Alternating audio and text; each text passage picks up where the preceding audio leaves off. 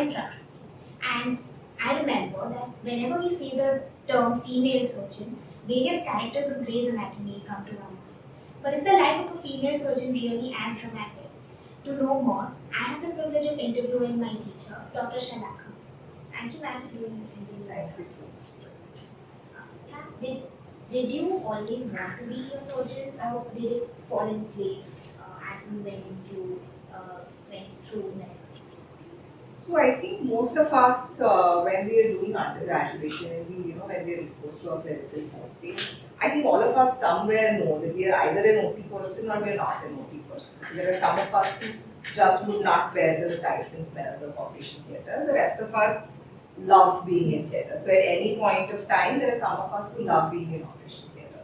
The surgery per se was a favorite subject and it was high on the list. But then at the end of it, if I did not get surgery, I knew that I would be in the operation theatre in some way or the other. So something in which would involve operating, because that's where the action is. So what is it about surgery that drew you towards it so strongly? The beautiful thing about surgery, which I may be biased as a surgeon, is that what you see is what you get. There is not too much of, not too many differential diagnoses. There are few, but you really are seeing. So, and the other thing I would say is that the relief to the patient is so instantaneous. So you ask a person with abscess who has problem pain, and he's relieved in no time. So surgery in that way is extremely rewarding as a treating clinician. I find it extremely rewarding, that the patient is cured of his pain or something, or that there is you can kind of offer surgeries. So whatever you see, you can treat that. So, and when you went back home and told your family that you wanted to become a surgeon, how was this taken by your family and by other people? Uh, and was it any different? Would it have been any different if you were a male? Like, is a male wanted to be a surgeon or a female wanted to be a surgeon? I think I have extremely supportive parents, and I was getting married very early. So my husband was also very much in the picture, and he's a surgeon as well. So they were extremely supportive, and my husband still is extremely supportive of my decision. I have done anesthesia very briefly for 6 months, but both of us being surgeons, I think, is something that you need strong family support from. So not just my parents who have always stood by me. So my mother still does come and help me out. When I have some emergency, she helps me out with my child. Having said that, my husband is equally supportive. So we kind of play coco. So since it's just both of us and our child, if we have something that we need to stay back for, he will make sure that he is at home to cover the child so that I can do whatever I need to do at home. And what are the other challenges? Like we said, juggling with family and work. Apart from these, what are the other challenges you think are more you face more being a female surgeon? So I have quite a few close friends who are surgeons as well, and when we look at the end of the day, I think the most important challenge, everything is fine till you have a child, because that's not something that you plan. Because surgery is something that you like, you're very passionate about, and you know that someday you want to be a mother, but it does not hit you till you actually have a child, because that is where there are decisions which tear you apart, because then you're either spending time away from your child when you're at work, or when you're at work you're missing out something that your child is doing. So those two roles, so as a surgeon and mother, is something which I am most passionate about. So these are two roles that I'm extremely passionate about. So these, I think, are challenges. Patient challenges, of course, there is colleague, and there is institution practice, and there is all sorts of support. But work and your child is something that, as a female surgeon, you need to do justice in both ends. So you need to be a good doctor, a good surgeon. You need to do justice to your patients, and you need to be a good mom. So that's something which takes away a chunk of your time and a chunk of your being, because that's why you want to give your time. So, like you said, when you come to work and you somehow missing what your child is doing back at home, how long did it take you to find the right balance between being there with your child and working, focusing on your work, and how did you manage to find the right So I would say that if you ask most female surgeons, and I have a habit of writing, so that's what some of us have written and we've expressed that being a surgeon makes me a better mother, and being a good mother makes me want to give back more to the society because I want my child to know that it's very important to give the best shot at whatever you're doing. So it's very important for him to see that mom gives her best daily at work, which I think children look up to any parent, Yes. irrespective of gender, but that's something that needs to be taken, the point needs to be driven. So it works both ways. So most of us, so there are beautiful articles, and there is this one article in which a female surgeon had expressed very explicitly that, because I spend so many hours at work, my child knows that I give that much, I give my 100% to work. And at work, I am more compassionate because I have a child back at home, so the responsibility is equal. And is the patient's approach any different to a female surgeon? That sadly is something which still needs to be changed, the perception that public has. So I would still be on rounds and have somebody call me a sister, which otherwise you would find offensive, but I don't find it offensive because we're finally here to treat the patient. But and there's still a little bit of blocks in the layman's head, that will she be able to manage these kind of life-threatening decisions, or should I prefer to go to a male doctor in specialties, So that the layman's opinion needs to be changed, but I think since a lot of us are taking up surgery, I think we are here to make that change and make it for the better. When you see the current scenario, has super specialization become a compulsion once you run in general surgery? Right. So I think it's each one's choice, and actually, if you ask me, and the other way around, since I'm a general surgeon, I feel general surgery by itself is very beautiful because it has such a varied spectrum of patients that you can treat. So if you ask a general surgeon, we're treating so many different aspects and not limiting ourselves to a particular specialty. Having said that, there are so many upcoming branches. So, for instance, bariatric surgery has come up in such a big way, and there are so many colleagues who are doing an excellent job at being bariatric surgeons. And so, I would say super specialty has now become the need of the hour because so many branches have sprung up. So patients tend to, perceive it such that I would rather go to a GI specialist or an onco surgeon or a plastic surgeon. What is the most challenging aspect of surgery? Is it actually performing in the OT, or is it, say, communicating with the patient and convincing him for the surgery? Which part of it is, or maybe following up post-op?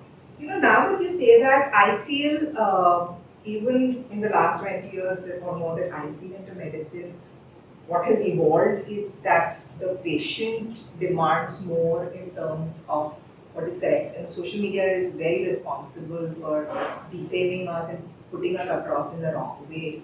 So vis-a-vis earlier generations, maybe the patient would just accept what the doctor or the surgeon has said. But now it's so important to have yourself backed by evidence-based medicine and to be able to quote, maybe say research articles or percentages to patients because patients are that well read and they kind of Googled before they come see you. So you need to be well read, you need to be in touch with your subject, you need to have evidence with whatever you're saying and to be able to put across that you don't want anything but the best for your patient. So once the patient believes that, then and dedication for surgery comes because at the end of the day, you're doing something that you're passionate about. So if you ask any surgeon, if you ask us that would you come back at one, then I guess we would be enjoying doing what we do. Like you said, convincing patients for also about the fact that doctor wants the best for them demands much more today than earlier.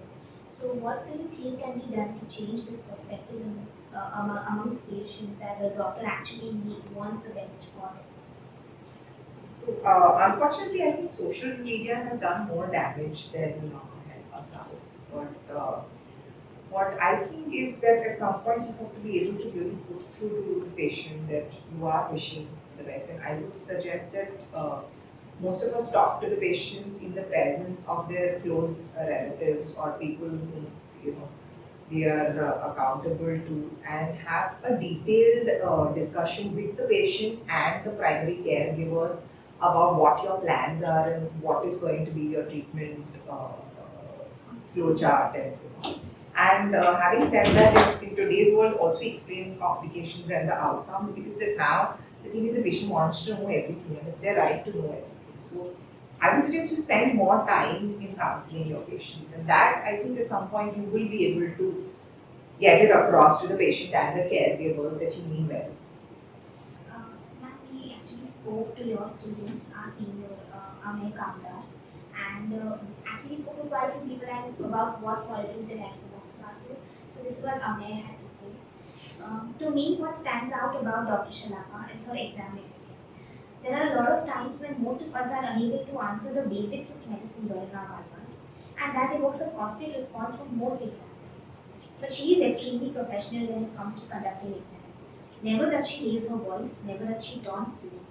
And even beyond the classroom, she is a person who treats every student equally, regardless of academic standing. That's a rare and admirable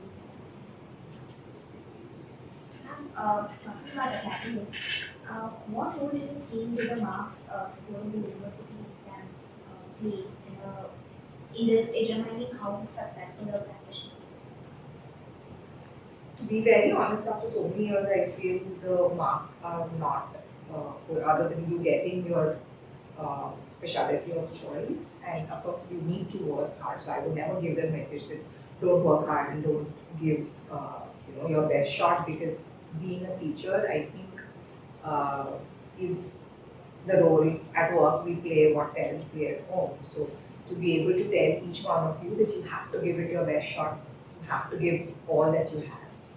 Yeah, but how you are as a clinician is not a judgment of how well you've done in your exams, because the outcomes may not be necessary. Maybe you just had a bad day, maybe you just had a difficult paper, maybe it just wasn't your day or topic that day.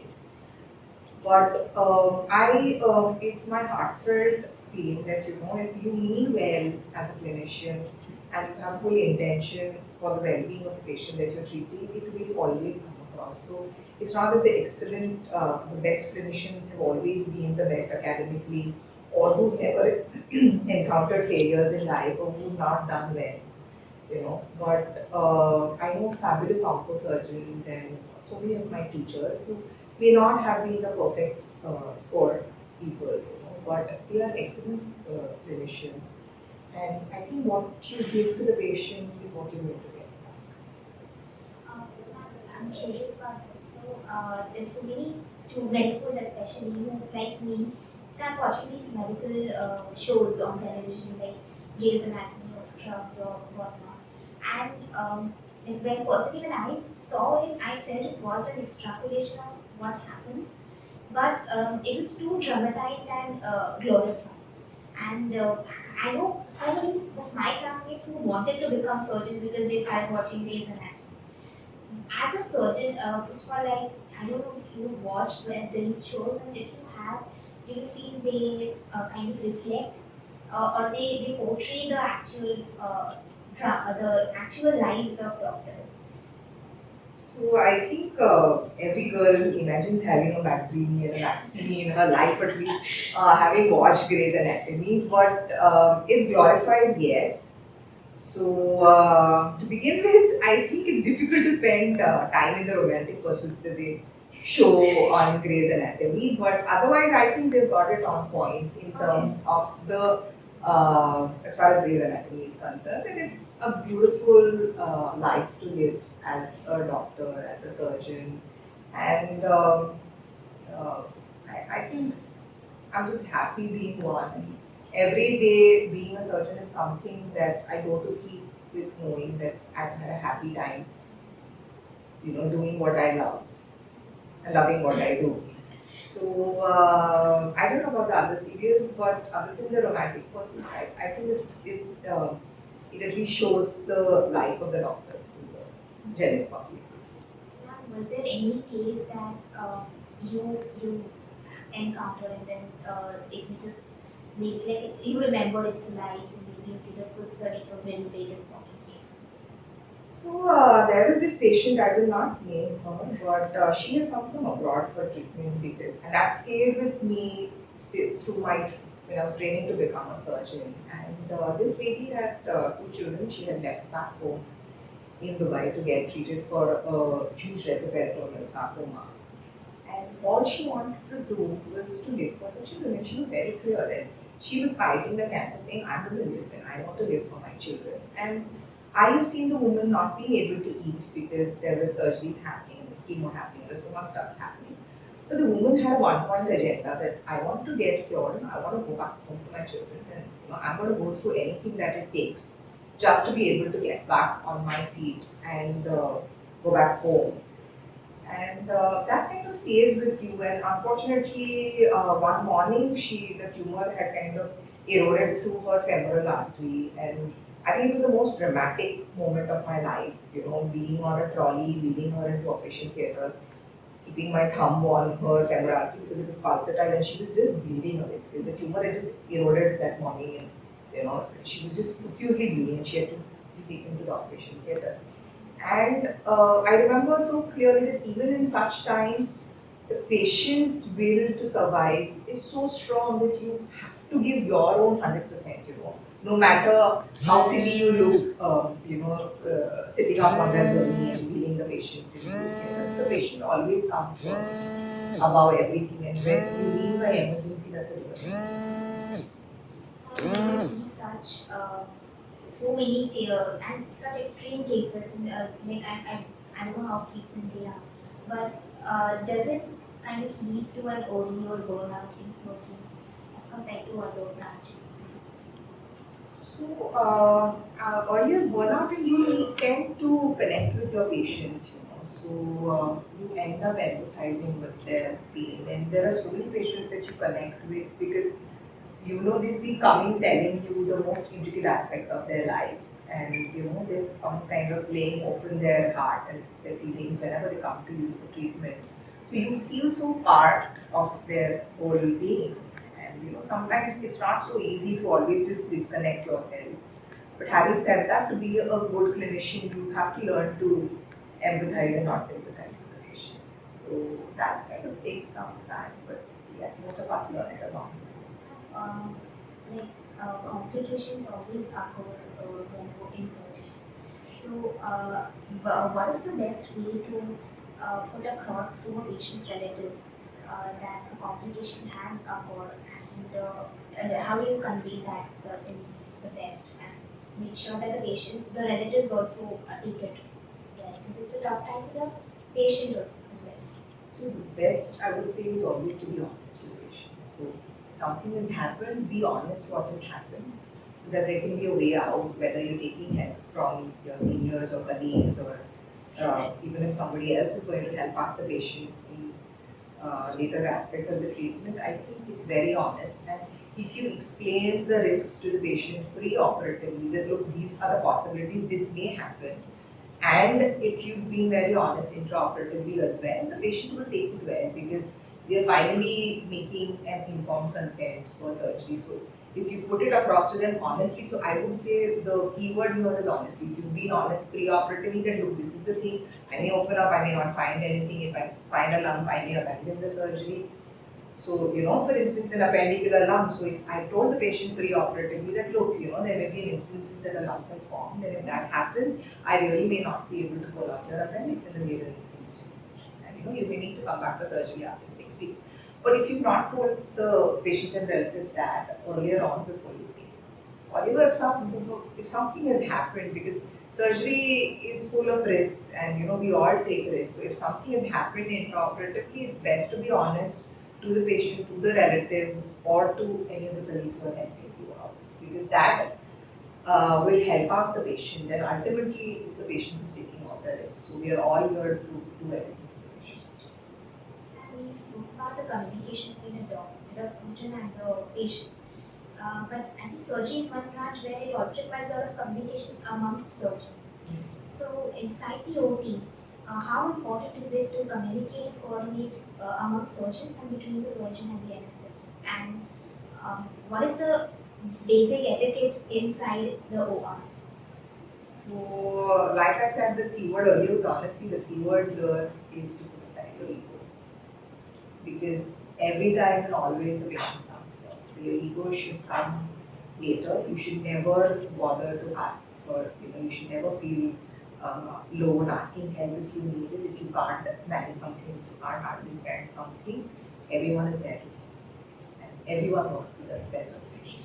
So be it a colleague that you are going to ask for help, be it the anesthetist you're going to ask for something, everyone works as a team. So it's basically teamwork inside the OR, and you have to always respect that in the OR. So it's not one is about the other. So it's not that if I'm the surgeon, then I'm the one who matters. The person who's assisting matters equally as much. The nurses matter. They play an important role as well. So we have this attitude in our country that the nurses are weak, but it doesn't work like that. It's a teamwork. So the nurses, the anesthetist, the person who's assisting you, everyone works as a team. So that etiquette is most important in the OR of respecting that the other person plays an equally important role in treating the patient. It's not just you alone. Ma'am, inside the OR, in such moments when you have to take quick decisions, how do you all deal with disagreements among surgeons? Two surgeons always disagree. So, almost always, no. But we sometimes have to make joint decisions, and usually we would ask a senior for an opinion. So, either we would ask them to come inside the ward and have a look, or ask the senior because they just know that much more with their experience. So, theoretically speaking, most of us know almost everything, but I would give it to the senior surgeon to make a call and help me make a call.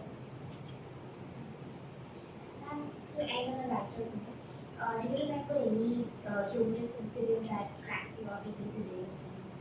So I don't know if this joke still goes around the way it used to when we were studying medicine, so over two and a half decades around. So whenever you start with your clinical rotations and they teach you the art of history taking, so your teachers will usually tell you funny anecdotes. So mine, I remember my professor in medicine had said that if you talking in Hindi and you are eliciting history, and what the clinician meant to ask is, are you passing any worms in stools? So he had asked the patient in colloquial language, yeah. And that's the other idea there. So what he meant is, are you passing worms? So the innocently patient had said, नहीं हम तो दरवाजा बंद कर देते हैं तो जानवर कीड़े कुछ अंदर नहीं आ पाते हैं. So that I think is something which has stayed, through the years. It's been more than 20 years since I trained to become a doctor, but that's something which I still find funny. And the situations that we are thrown in, and talking such intimate details with the patient, and you unfortunately find yourself in that situation to ask, and sometimes things are lost in translation. But yes, that's funny. It was. Thank you, Matt, for such a lovely Thank you very much. Thanks.